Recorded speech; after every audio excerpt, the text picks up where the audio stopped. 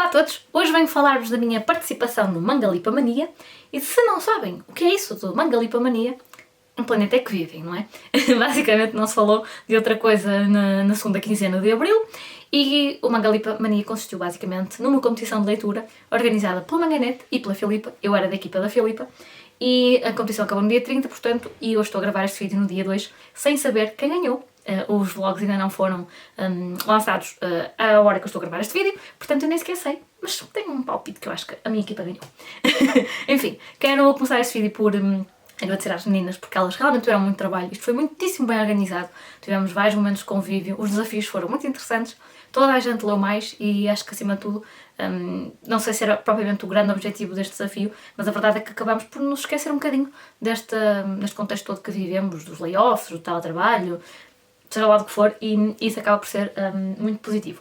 Eu li bem mais do que estava à espera, até porque continuo a trabalhar, embora em teletrabalho.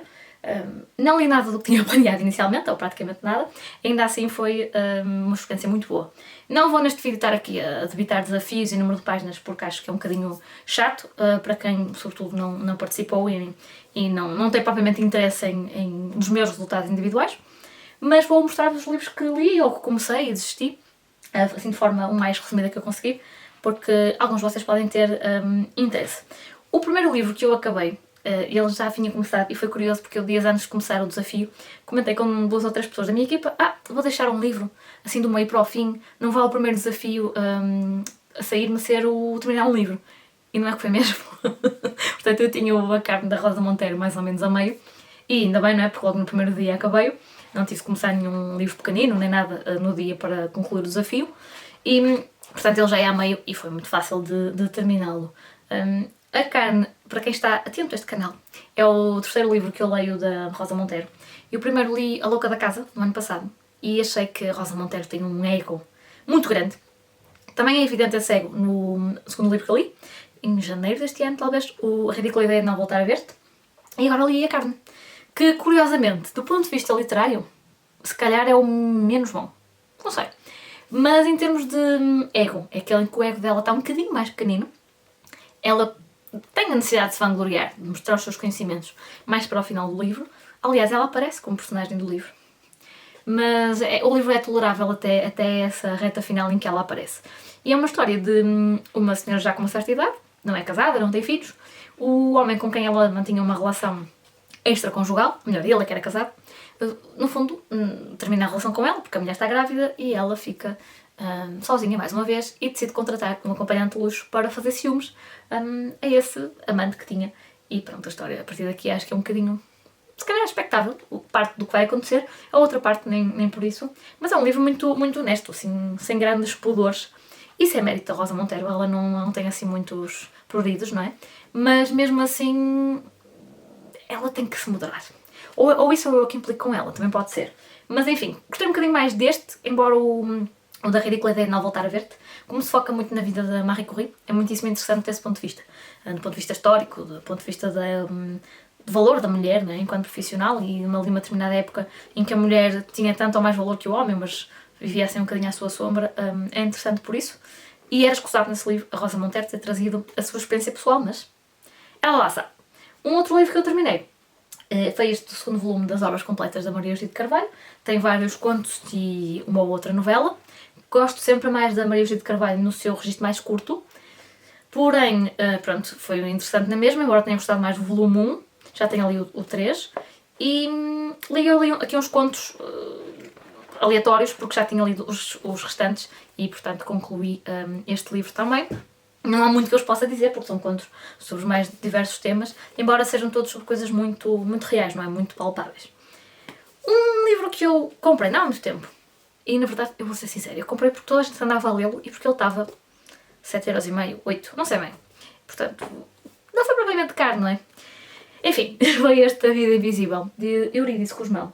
Confesso que comprei, mesmo andando para esta capa e tudo, a pensar que isto ia ser uma patetice, que ia achar isto muito fuleiro, foi mesmo isto que eu pensei, mas ele revelou-se mais interessante do que eu pensava. A autora é brasileira, portanto o livro é escrito em português do Brasil, mas não é nada difícil, não tem aqui nada de extraordinário do ponto de vista linguístico. Passa-se nos anos 40, no Rio de Janeiro, e foca-se na vida, sobretudo de Eurídice Gusmão, mas também na vida da irmã, e no papel da mulher, não é? Nos anos 40, 50, no Brasil, as expectativas que se tinha em relação à mulher enquanto mãe, enquanto filha, enquanto esposa, enquanto profissional, não havia provavelmente essas expectativas, não é? No caso das senhoras de bem, era expectável que ficassem em casa, fossem boas donas de casa, ou que mandassem bem na empregada, e havia mulheres que queriam, não é? Alguma emancipação. E até que ponto é que isso é possível ou não é possível, e tanto a Eurídice como a irmã, já não me estou a lembrar do nome dela, Guida, tem personalidades muito vincadas, ou melhor, a Guida mais vincada do que a Eurídice, mas é um livro interessante, embora dê muito nos nervos às mulheres, não é? Mas é um livro sem... não é pretencioso. Eu acho que esta Marta Batalha não estava à espera de fazer aqui um grande clássico da literatura, e acho que é isso que às vezes também, quer quem escreve, quer quem lê a literatura dita leve, ou mais leve, tem de perceber. Não é ofensivo dizer que um livro é leve, ou é light. É o quê? Isto não estamos a falar da qualidade, ou a falta de qualidade. O propósito é entreter, e foi o que ele fez. Não é ofensivo dizer, isto não é literariamente muito bom. Pá, não vamos levar as coisas tão a peito, não é? Às vezes. E aquele livro, acho que a própria autora tem essa noção que não estava a fazer um Guerra e Paz, estava a fazer um livro que cumpre o seu propósito de transmitir uma mensagem e de fazer refletir sobre alguma coisa, sem ser propriamente digno de um grande prémio literário. Pronto.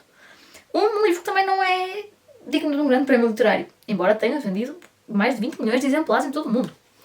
É este Os Meninos que Enganavam, Os Nazis, que eu, se não estou em erro, eu acho que ele até tem continuação. Ou pelo menos o autor tem mais livros sobre o tema. Ele próprio está, de certa forma, retratado nesta história. É mais um livro sobre a Segunda Guerra Mundial, não propriamente sobre campos de concentração, não é isso, não é um livro sobre esse contexto em si, mas é sobre os meninos, em França, judeus, que nem sabem muito bem o que é isso ser judeu, e que vêm a sua família ter de se separar, não é? Estar constantemente em fuga. Eles, em vez de fugirem juntos, dividiam-se em pequenos grupos, e tinham de fugir dos nazis, muitas vezes omitindo que eram judeus ou arranjando aqui determinadas artimanhas para conseguirem sobreviver. Isto é interessante, dito assim, mas a forma como o livro está escrito, na minha perspectiva, faz com que isto pareça que foi fácil.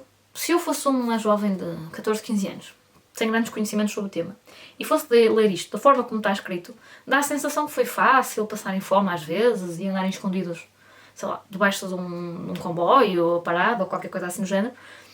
E não foi assim tão fácil, não é? E acho que é por aí que o livro falha. Eu sei que isto tem filme, aliás, acho que a capa é do filme, se não estou em erro. Mas ainda não o vi. Eu não vi filme nenhum, não é? Durante esta competição. Se calhar agora em maio vamos fazer a competição dos filmes e das séries. Quem sabe? E pronto. Não gostei, mas... não é livro que eu vá reler, não é aquele género de livro que eu digo assim, olha, um dia que os meus primos sejam um bocadinho mais velhos, que alguns já estão a chegar à idade de ler isto, não é um livro que eu lhes vá a correr dar. Não era a minha prioridade. Por falar num livro que não era a minha prioridade, eu peguei nele, já não me lembro porquê, é este do Tudo Isto Existe, do João Ventura. É um livro que foi editado pela editorial Divergência, e eu não conhecia o João Ventura, nem estas pequenas histórias dele. Este foi um livro que a Cristina Luís passou para mim, para a Emma leu primeiro, e ela tinha gostado muito.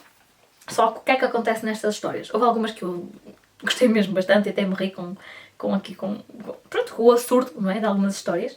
E eu gosto disso, quando há ali uma ficção científica muito ligeira, uma fantasia muito ligeira, ou sobretudo quando é o absurdo. Eu gosto disso. Mas quando é exclusivamente um conto de ficção científica, com mil e uma coisas inventadas, com robôs, com não sei o quê, eu já não gosto muito. Pronto, mas isso é uma característica minha. Se calhar para quem gosta, esses contos em si serão muito bons. Eu gostei muito dos outros, os que não têm tanta... os que são mais... têm mais ligação ao real, digamos assim. Ri-me com alguns deles. Foi uma surpresa bastante agradável até. E quem sabe não volte a ler alguma coisa do João Ventura, desde que não seja exclusivamente de ficção científica, porque realmente é algo que eu, tendo uma exceção à outra, não aprecio muito. Mas se tiverem às vezes hipótese de respeitarem este livro, este vai ser posto a circular assim que eu for aos Correios, portanto, não é? Já há interessados nele, e espero também que alguns de vocês pelo menos passem pela sinopse ou assim, ou respeitem algum, porque acho que vale a pena. Também na onda dos autores nacionais, ali então o A Casa das Tias, da Cristina Almeida Seródio, E a Casa das Tias tem esta capa que sempre me chamou a atenção. Embora seja assim muito cheia, é assim, o fundo é tipo papel de parede antigo, aquele papel de parede que era assim nos corredores das casas e assim. E depois tem muitas molduras de uma família. Embora não sei até que ponto isto pretenda retratar a família que está no livro, mas enfim. Confesso que não andei a fazer aqui o match. O Casa das Tias é sobre uma casa de umas tias solteiras que uma tal M recebe de herança. Ela está lá com uma amiga a rever o que tem nas gavetas, a ver álbuns de fotografias, etc. E fazem aqui uma espécie de um apanhado da vida da família toda, dos diferentes tios, os que casaram, os que não casaram, os que viajavam muito, os que nunca saíram da Terra, ou praticamente não saíram da Terra. Não tem assim aqui propriamente nenhum acontecimento, não é? Eu confesso que quando li isto pensei assim, isto vai acontecer aqui, sei lá, um grande adultério, ou vamos ter aqui incesto. Não é nada disso, pronto. Eu confesso que estava à espera de um grande clichê e isso não aconteceu. Mas o que é que eu acho que falta aqui neste livro para ele ser realmente muito bom e muito empolgante? É a autora, que por acaso tem formação em literatura portuguesa moderna, que está ligada ao programa de literatura portuguesa, que dá aulas de português e literatura portuguesa também, que é investigadora no Centro de Estudos de Teatro, pronto, alguém que está muito ligado às letras. O que falta neste livro é que ela se descole um bocadinho de todas as teorias e tudo o que é tecnicamente perfeito, porque o livro é tão alinhadinho, não é? Do ponto de vista gramatical, da estrutura, etc., que lhe falta um bocadinho de alma, na minha perspectiva. Atenção, isto vale o que vale.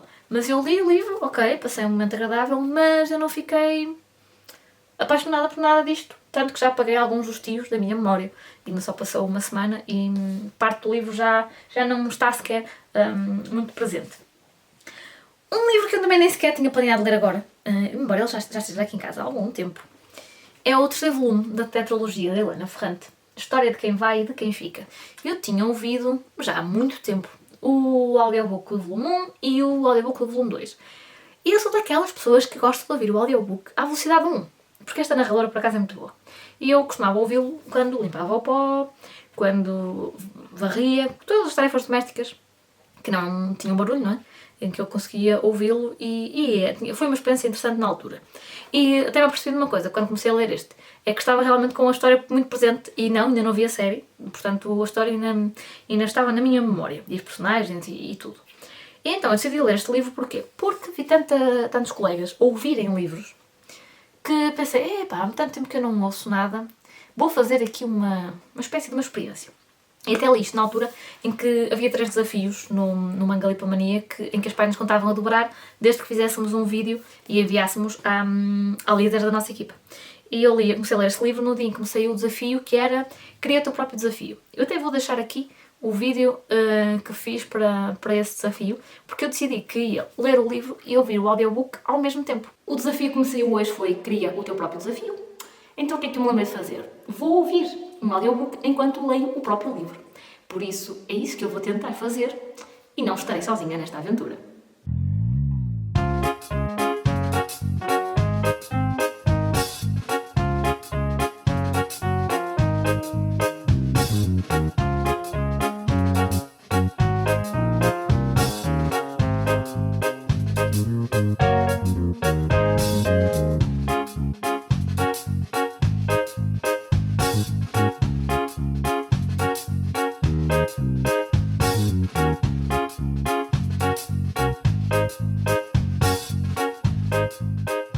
Pois, isto inicialmente não foi muito fácil ler este livro, não.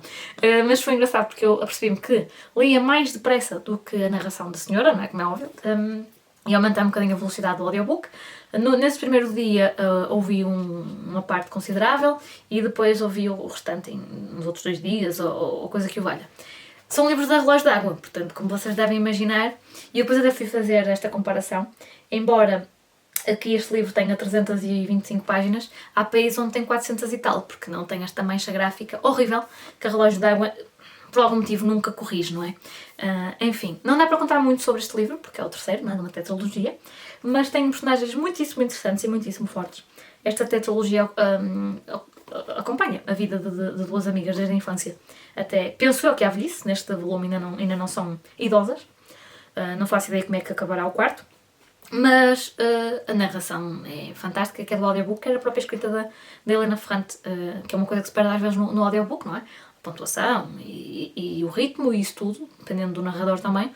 E eu acho que é um livro que... Eu acho que há pessoas que têm um bocadinho de preconceito com esta tetralogia. Eu própria já não sabia se queria continuar a lê-la, mas a verdade é que começou bem ler o terceiro volume.